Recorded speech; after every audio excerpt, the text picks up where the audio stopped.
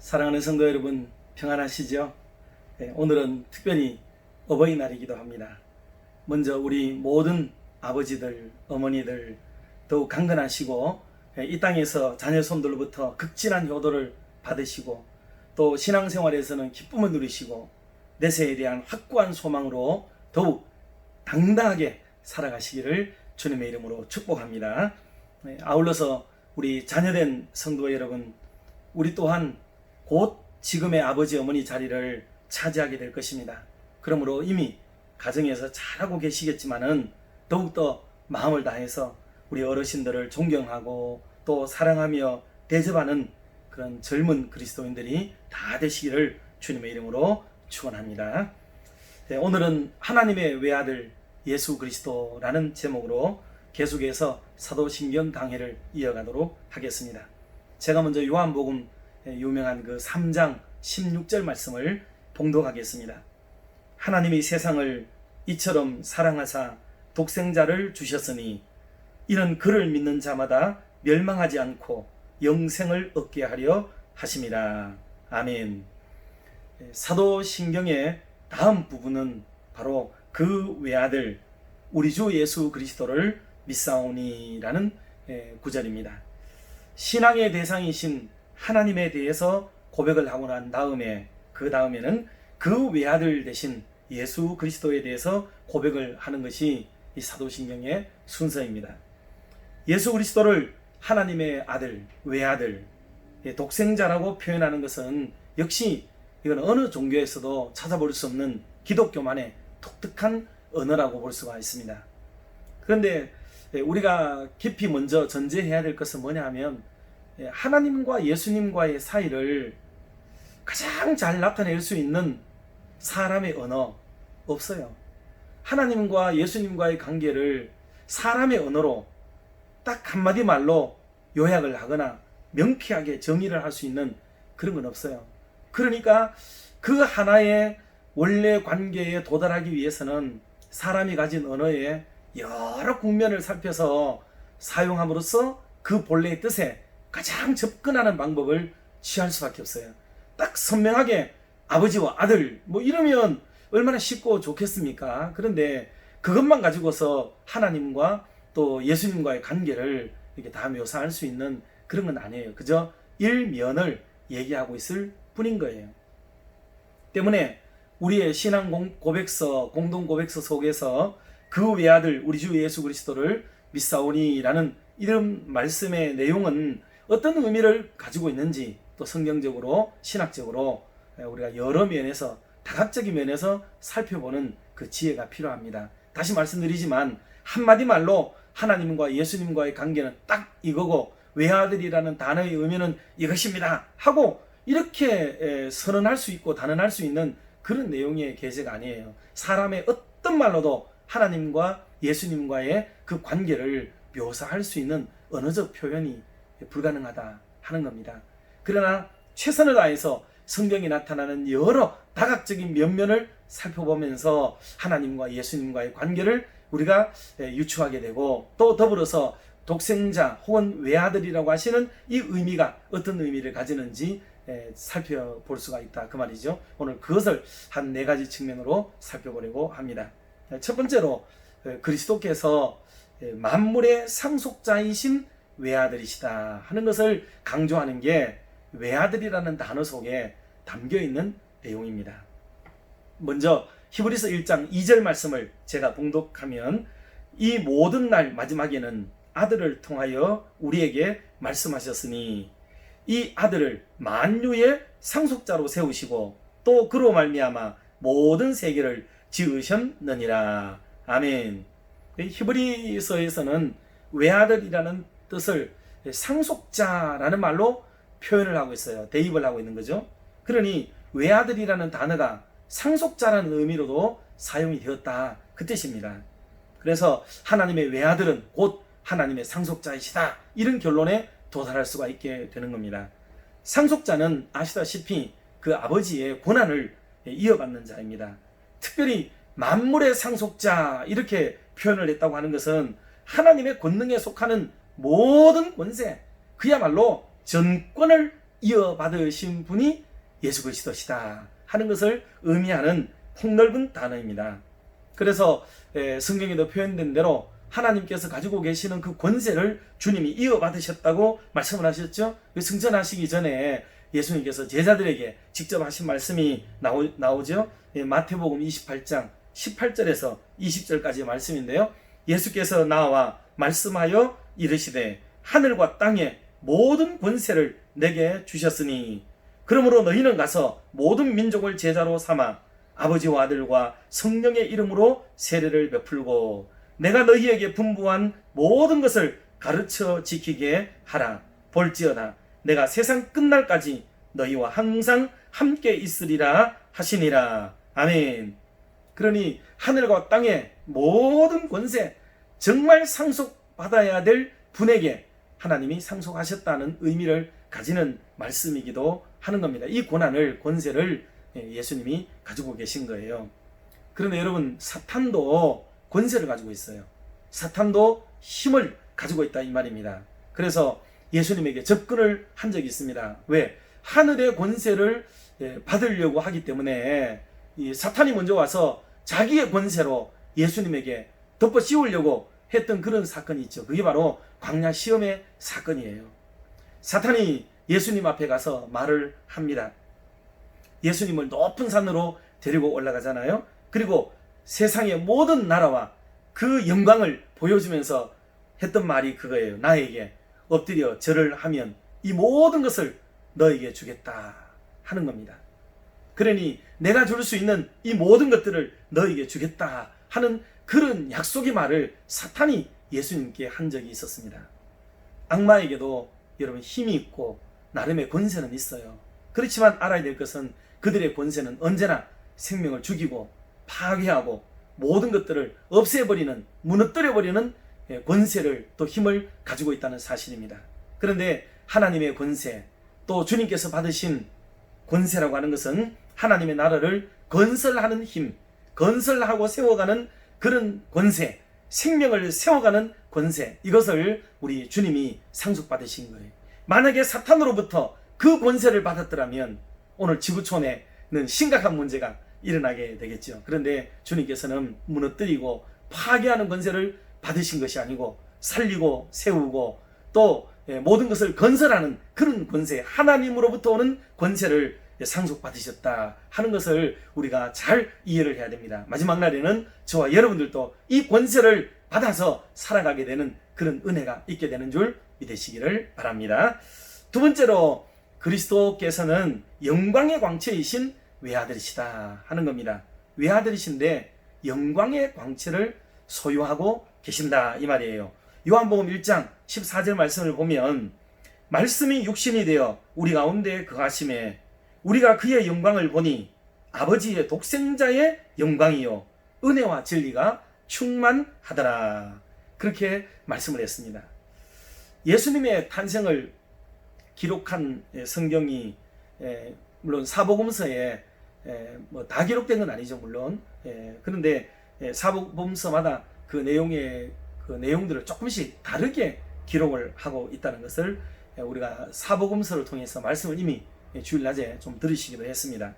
특별히 마태와 누가 같은 경우에는 인간적인 면에서의 기술이 좀 많아요. 그래서 마리아 이야기, 베들레헴 이야기, 또 동방박사들과 목자들이 예수님을 만났던 이런 목격담 이런 등등을 얘기를 하고 있고, 마가는 탄생과 출생에 대해서는 아예 얘기를 하고 있지 않습니다. 그러다가 나중에 세례 요한이 성인이 된 예수 그리스도를 일반 백성들에게 소개하는 장면부터 예수님이 짠 하고 등장하게 되는 그런 장면이 나옵니다. 그런데 예수님의 이 오심 또는 탄생에 대해서 다른 성경들은 나심은 이러하니라, 예수 그리스도의 나심은 이러하니라, 이렇게 기록하고 있잖아요. 객관적인 진술을 하고 있어요. 그런데 요한 같은 경우에는 예수님이 오신 이유를 해석적으로 설명을 하고 있습니다. 그게 뭐냐 하면 예수 그리스도의 탄생을 하나님께서 당신의 영광을 우리에게 보여주기 위해서이다, 이런 설명을 덧붙이면서 예수님의 탄생을 이야기를 하고 있다는 것을 알 수가 있습니다. 이게 의미가 좀 있습니다. 예수님은 하나님의 영광의 광채로서 이 세상에 오신 거예요. 예수님이 이것이 예수님을 하나님의 아들이라고 표현하는 의미가 바로 여기에 있는 겁니다. 그래서 요한복음에는 신적인 예수님에 대해서 많이 얘기하고 있죠. 하나님의 아들로서의 예수 그리스도, 혹은 하나님 자신으로서의 예수 그리스도를 이렇게 많이 보이고 있는 복음서가 요한복음서예요. 그래서 요한은 요한복음을 통해 가지고 예수님이 오심은 이렇게 하나님의 영광의 광채를 가지고 오셨다는 것을 얘기를 하고 있습니다. 다시 말해 하나님은 거룩하신 존재이고 사람은 죄인입니다. 그러니 하나님과 인간을 구별하는 최고의 가르는 게 뭐냐 하면 영광이에요. 영광. 하나님은 영광을 가지신 분이지만 사람은 죄인입니다. 죄인. 그 어둡고, 그리고 죄 많고 나약하고 유약하고 범죄한 것이 사람이고, 하나님은 영광 그 자체, 그 영광의 빛 가운데 계시는 하나님이라는 것을 드러내는 거예요. 하나님과 사람과의 차이를 가장 극명하게 묘사하는 것이 영광의 있고 없음에 있는 거예요. 영광이 있다 없다의 차이가 크다는 것을 알 수 있습니다. 그런데 예수님은 비록 사람의 모양으로 탄생하셨는데도 불구하고 하나님의 독생자의 영광이라 이렇게 표현을 하신 거예요. 그러니 사람의 몸을 입고 오셨지만은 하나님의 영광을 가지고 계신 분이 이 예수 그리스도시다, 외아들이시다 하는 게, 이게 요한복음에서 줄기차게 강조하는 내용이 바로 그 의미를 말씀하고 있는 겁니다. 자, 그래서 인간의 형태를 가진 자로서 오직 예수님만이 지녔던 그 하나님의 영광, 그래서 예수님은 독생자 예수 그리스도 혹은 외아들 예수 그리스도시다 이렇게 표현을 하는 겁니다. 그러니 외아들이라는 말의 의미는 우리가 아는 것처럼 그냥 아들 하나밖에 없다 이런 뜻으로만 사용된 의미가 아니라는 것이죠. 그거 넘어서서 하나님과 예수님과의 독특한 어떤 관계성 속에 나타나는 여러 가지 문제들을 다 포함하고 있는 그런 신학적 성경적 의미가 좀 넓은 의미를 가지고 있다 하는 것을 계속 지금 말씀을 드리고 있는 겁니다. 그래서 예수님께서 지니셨던 하나님의 영광의 광채는 이 땅에 있는 것처럼 뭐 번쩍번쩍 삐까삐까 해가지고 나타나는 육적으로 구별할 수 있는 어떤 영광스러움을 드러내는 그런 따위의 얘기가 아니에요. 그것은 그 안에 주님 안에 은혜와 진리가 충만하더라 그렇게 말씀했어요. 은혜와 진리가 충만하더라. 그 하나님의 영광에 나타나는 이 두 가지를 요한복음에서는 뭐로 얘기하느냐 하면 은혜와 진리 그랬습니다. 그럼 은혜와 진리는 뭐냐?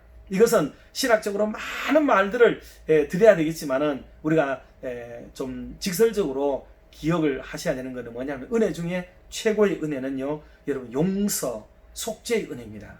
그리고 은혜의 대명사는 속죄받았다 혹은 용서받았다 하는 것이 은혜라는 단어와 맞물려 있는 수식어예요.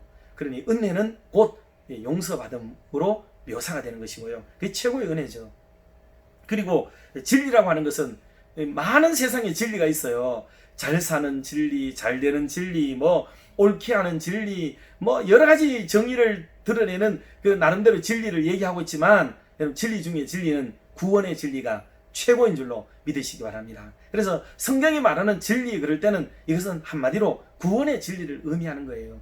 그러니 우리 인생에게 있어서 은혜와 진리가 우리 주님 앞에 충만하더라, 이 말은 그 끝없는 용서의 은혜와 그리고 구원의 진리를 가지고 오셔서 저와 여러분을 억만 죄악 가운데서 건져주신 사건, 이게 바로 은혜와 진리가 충만한 주님의 역사하시는 줄로 여러분 믿으시기를 주의 이름으로 축원합니다. 이것을 요한복음과 성경은 전체적으로 강조하고 있는 거예요. 이 핵심을 잘 꿰고 있으면 언어의 유희에 놀아나지 않게 되고 또 곁길 가지 않게 되고, 우리 기독교가 가지고 있는 이 합당한 진리, 특별히 신학적 진리를 제대로 꿰고 있는 그런 성도가 될 수가 있는 겁니다. 그러니 은혜 그러면은 용서, 속죄, 그리고 진리 그러면 구원의 도리, 이것이라고 여러분 마음속에 딱 꼬집어 놓으시면 정확하게 이해를 하실 수가 있게 되겠습니다. 자, 그래서 이런 예수 그리스도, 은혜와 진리가 충만하신 예수 그리스도를 믿을 때 디모데후서 2장 1절의 말씀처럼 충만한 은혜와 진리가 되시는 그리스도로부터 우리도 하나님의 은혜를 받아서 굳세게 살아갈 수가 있게 되는 거죠. 그리고 에베소서 3장 7절 말씀처럼 복음의 훌륭한 역군이 되어서 살 수가 있게 되고, 그리고 에베소서 2장 5절 말씀처럼 구원받을 수가 있게 되는 것입니다. 로마서 3장 24절 말씀처럼 값없이 의롭다함을 받을 수 있는 것이 바로 은혜와 진리에 따라서 이루어지는 일인 줄로 믿으시기를 바랍니다. 할렐루야. 이게 복음의 진리의 핵심 내용이에요. 하나님의 영광의 광채시며 은혜와 진리로 오신 예수님을 가장 그래서 적절하게 표현한 말씀이 바로 하나님의 외아들, 둘도 없는 아들, 그래서 오직 주님으로부터만 이런 모든 영광이 드러나고 있다. 또 구원의 역사가 나타나고 또 은총의 속죄의 은총이 이루어지고 용서의 은혜가 이루어지고 있다 하는 의미에서 외아들의 의미는 대단히 중요한 의미를 가지게 되는 것입니다. 세 번째로는 그리스도는 하나님의 동력자이신 외아들이라 그렇게 말씀을 했어요. 동력자이신 예수 그리스도. 요한복음 5장 17절에 보면 예수님께서 그들에게 이르시되 내 아버지께서 이제까지 일하시니 나도 일한다. 그렇게 말씀을 했습니다. 예수님은 무엇을 하든지 항상 하나님과 함께 일을 한다. 그리고 나는 언제나 하나님을 위하여 일한다. 하나님이 주시는 힘으로 일한다. 이 생각을 늘 가지고 봉사하고 사역을 하신 거란 말이죠. 그러니 누가 감히 하나님의 동력자가 될 수가 있겠습니까? 이런 생각과 가치관과 마인드를 가지고 계시는 외아들 예수 그리스도만이 정말 멋있는 하나님의 일을 대신하는 아름다운 사람이 되는 겁니다. 그런 뜻을 담은 표현으로 하나님의 외아들이라는 단어를 사용을 하고 있는 거예요. 그래서 예수님의 모든 말씀은 다 하나님의 말씀을 대언하는 거잖아요. 예수님의 모든 기사와 이적들은 전부 하나님의 긍휼과 하나님의 사랑을 나타내 보여주시는 거예요.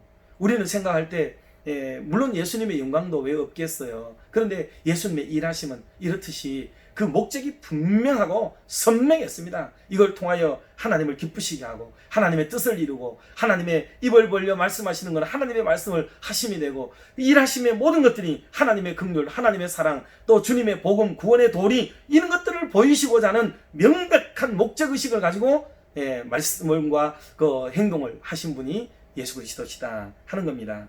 그래서 예수님의 고난조차 십자가조차도 우리를 구원하시고자 하는 이 모든 사건, 속죄의 사건, 구원의 사건도 사실은 하나님의 사역이 되는 거죠. 그래서 예수 그리스도는 또 예수 그리스도의 사역은 일하심은 모두가 하나님 아버지의 사역과 일하심이 되고 성령의 사역이 되는 것입니다. 변화산에서 예수님은 제자들에게 이런 음성을 제자들과 함께 하나님의 음성을 들었죠. 하나님의 음성을 예수님이 듣게 됩니다. 이는 내 사랑하는 아들이니 너희는 저의 말을 들으라 하는 음성을 듣게 됩니다. 여러분 이게 별것 아닌 사건이 아니에요. 이거 대단히 중요한 사건입니다. 하나님께서 예수님을 가리켜서 내 아들이라고 표현을 하고 계시고요. 또 예수님의 말씀을 제자들이 듣는 것, 그게 곧 하나님의 음성을 듣는 것이 되는 거예요. 이게 오늘 교회 생활까지 쭉 이어지는 그런 하나의 신학적, 교회사적 맥락이 된다는 것을 여러분 잊어서는 안 되는 겁니다.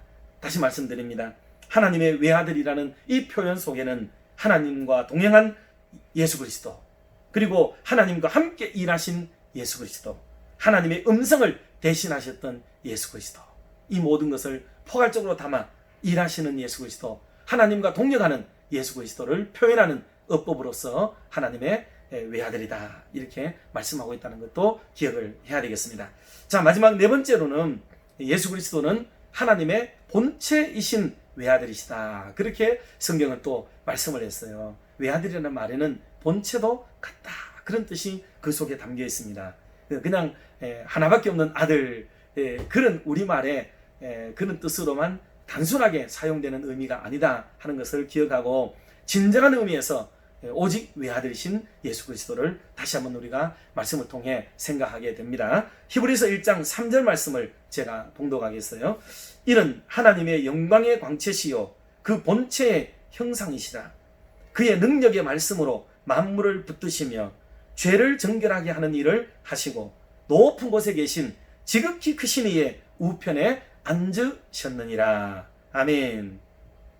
여기서 눈여겨볼 것은 하나님의 영광의 광채시요 그 본체의 형상이시라. 그렇게 말했어요. 본체라는 말을 사용을 했습니다. 본체.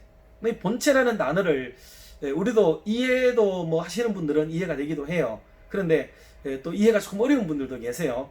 그런 면에서 다른 성경, 예컨대 표준 세번역이라든가 뭐 이런 다른 성경을 보면 이 부분을 뭐로 번역을 하느냐 하면 본바탕 그랬습니다. 본바탕. 이 본체는 뭐냐면 본바탕이 뭐냐 하는 것과 같다 그 말이에요. 자, 하나님의 본성, 하나님의 본성을 가리키는데 하나님의 본바탕은 뭐냐라는 거죠. 우리는 하나님의 본바탕을 제대로 알 필요성이 있습니다. 그래야 하나님의 뜻도 제대로 알 수 있게 되고 또 하나님이 원하시고 하나님이 기뻐하시는 게 정말 무엇인지를 우리가 알고 신앙생활을 할 수가 있게 되는 거란 말이죠. 이미 우리가 사실은 또 하도 많이 들어서 알고는 계세요. 그런데 이제 또 신학적으로 접근에 들어가면 조금 꼬이고 헷갈리는 분들이 계시지만 이제 이 뒤에 말씀 들어보면 아 그거 맞구나 그렇게 생각을 하실 수가 있게 됩니다. 자, 다시 말해 예수님을 보면 하나님의 본바탕을 알 수가 있다고 방금 봉독해드린 히브리서 1장 3절에서 말씀을 지금 하고 계시는 거예요. 그러면 예수님을 통해서 보여주고 계시는 하나님의 본바탕, 하나님의 본체, 하나님의 본성은 뭐냐 하는 거예요. 그것이 세 가지로 말씀을 드리면 첫째는 하나님의 본바탕이 사랑이시다 하는 거예요. 사랑. 요한 1서 4장 9절에 보니까 하나님의 사랑이 우리에게 이렇게 나타난 바 되었으니 하나님의 사랑이 우리에게 이렇게 나타난 바가 되었어요. 하나님이 자기의 독생자를 세상에 보내심은 나타내시는 방법을 독생자 예수 그리스도를 이 땅에 보내시는 방법으로 우리에게 나타내셨다 이 말이에요. 그로 말미암아 우리를 살리려 하심이라. 그 본바탕을 보여주시고 그 본바탕을 보이는 방법으로 예수 그리스도를 보내시고 그 예수 그리스도는 독생성자 외아들 예수 그리스도이신데 그를 통해 우리에게 살림을 주기 위해서 그러셨다 하는 말씀을 하고 계시다 그 말이에요. 요한 1서 4장 16절도 제가 봉독하겠습니다. 하나님이 우리를 사랑하시는 사랑을 우리가 알고 믿었노니 하나님은 사랑이시라. 사랑 안에 거하는 자는 하나님 안에 거하고 하나님도 그의 안에 거하시느니라. 아멘. 그러니 사랑이신 하나님 안에 있다는 것은 내가 사랑 안에 있다는 거예요. 그런데 반대로 생각해 보세요. 내가 하나님 안에 있지 않는지를 어떻게 아느냐 하면 내가 사랑 안에 머물지 않으면 내가 하나님 안에 있는 사람이 아니라는 거예요. 그 예수님을 믿어도 사랑 없이 하나님을 믿으려고 하는 그런 신앙은 좋은 신앙도 아니고 또 옳은 신앙도 아닙니다. 생명을 얻게 만드는 신앙도 아니에요. 하나님이 본바탕이 사랑이기 때문에 그 사람에게서부터 느껴지는 전방위적인 것들은 다 사랑이어야 됩니다. 사랑. 물론 우리가 사람이기 때문에 100% 사랑을 어떻게 하고 살겠어요. 그러나 할 수만 있으면 그 사람에게서 지속적으로 나오는 게 뭐여야 되느냐 하면 사랑이어야 돼. 사랑. 그게 바로 하나님 안에 머무는 사람이고 외아들을 믿는 사람이고 독생자의 영향을 받은 사람이라고 볼 수가 있는 겁니다. 그러니 하나님의 본바탕이 사랑이니 저와 여러분들도 우리의 본바탕을 자꾸 삶의 전 영역을 사랑으로 만들어 갈 수 있기를 주님의 이름으로 축복합니다. 그러니 교회 섬김도 예배도 봉사도 선교도 교육도 또 가족 사랑도 이웃 사랑도 우리 나라 사랑도 하려는 모든 것들이 다 사랑을 기반으로 움직이려고 하는 이런 경향성을 계속 보이는 것이 그게 진짜 하나님을 믿고 섬기는 사람의 속성이라 그렇게 볼 수가 있습니다. 두 번째로는 하나님의 본바탕이 의라는 거예요. 의라는 거예요. 요한복음 5장 22절에 보니까 예수님이 선언을 이렇게 하셨어요. 아버지께서는 아무도 심판하지 않으시고 심판하는 일을 모두 아들에게 맡기셨다. 그렇게 말씀했습니다. 그러니 심판을 하나님이 직접 하시는 게 아니고 하나님이 그 심판하는 권세, 권한을 아들 예수 그리스도께 다 맡기셨다 이 말이에요. 외아들 오직 그 아들에게 단 하나밖에 없는 독생성자 예수 그리스도께 그 심판의 모든 걸 맡기셨어요. 왜? 예수 그리스도는 의로운 분이시거든요. 정의롭고 공의로운 분이시기 때문에 예수님이 하시는 일이 가장 공정하고 가장 바람직합니다. 하나님도 잘 아시고 사람도 깊이 있게 누구보다 잘 알고 계시는, 하늘의 세계도 아시지만은 인간 세계를 가장 잘 알고 계시는 바로 그 의로우신 예수 그리스도께서 심판주가 되신다 하는 것을 우리에게 보여줍니다. 그래서 하나님의 본바탕은 의로움이에요. 그 의로움이 성취되고 의로움이 만족되시도록 하기 위해서 하나님은 사람과 더불어 공의로우신 하나님이시다 하는 것을 우리가 많이 말씀하고 있죠. 그래서 하나님은 사랑과 공의의 하나님이신 이유가 거기에 있습니다. 자, 마지막으로는 하나님의 본바탕은 영원한 생명이에요. 영원한 생명. 영원한 거라는데 포인트가 있는 거죠. 요한일서 5장 20절, 또 아는 것은 하나님의 아들이 이르러 우리에게 지각을 주사 우리로 참된 자를 알게 하신 것과 또한 우리가 참된 자 곧 그의 아들 예수 그리스도 안에 있는 것이니 그는 참 하나님이시요 영생이시라. 아멘. 하나님이 참 하나님이시고 영생하시는 하나님이시다, 그렇게 말씀했습니다. 하나님이 영원자라고 하는 말에는 하나님은 생명 자체이시기 때문에 그런 겁니다. 그래서 이 생명, 멸하지 않는 생명, 망하지 않는 생명, 영원한 생명, 처음과 끝이 되시고 영원 그 자체가 되시는 우리 하나님, 그 하나님이 이 모든 영원한 것을 누구에게 나타내셨느냐 하면 예수 그리스도를 통해 보이셨어요. 그러니 예수님이 나는 부활이요 생명이니 나를 믿는 자는 죽어도 살겠고 살아서 나를 믿는 자는 영원히 죽지 아니하리니 이것을 네가 믿느냐라고 말씀하셨고, 예수님의 부활을 통해 영원한 생명을 얻으심을 우리에게 보이셨습니다. 그리고 놀라운 것은 그와 같은 생명, 그와 같은 영혼을 예수 믿는 우리들에게도 동일하게 주시겠다고 약속의 말씀을 주셨습니다. 할렐루야. 이것 때문에 우리는 예수 그리스도를 믿게 되고 하나님 안에 머무는 기가 막힌 삶을 살게 되는 겁니다. 그래서 이 모든 것을 요약하여 우리에게 한마디로 말씀 주신 내용이 오늘 처음에 봉독해드렸던 요한복음 3장 16절 말씀이에요. 한 번 더 봉독합니다. 하나님이 세상을 이처럼 사랑하사 독생자를 주셨으니 누구든지 저를 믿으면 멸망하지 않고 영생을 얻으리라. 아멘. 독생자를 믿으면 독생자를 믿는 자에게 이 영원한 생명을 주신다 약속을 하셨습니다. 오늘 하나님의 상속자, 하나님의 영광의 광채가 되시고 또 하나님의 동력자가 되시고 하나님의 그 본체가 되시는 우리 주 예수 그리스도, 독생성자 예수 그리스도, 외아들 예수 그리스도를 저와 여러분이 깊이 신뢰하고 신앙하고 따라가며 믿음의 삶을 살아가는 저와 여러분 모두가 되시기를 주의 이름으로 축원합니다. 기도드리겠습니다. 사랑 많으신 하나님 아버지, 오늘도 저희들이 영상으로 말씀을 대하며 기도를 드립니다. 우리들을 불쌍히 여겨주시기를 바랍니다. 긴 시간 자유롭지 못한 형편에 처해 몸도 처지고 마음도 힘들어하고 있습니다. 경제 활동에도 지장을 받아 살아가기가 더욱 팍팍하며 힘겨워들 하고 있습니다. 주님, 차츰차츰 모든 것이 제자리를 찾으며 회복되는 은혜를 허락하여 주시옵소서.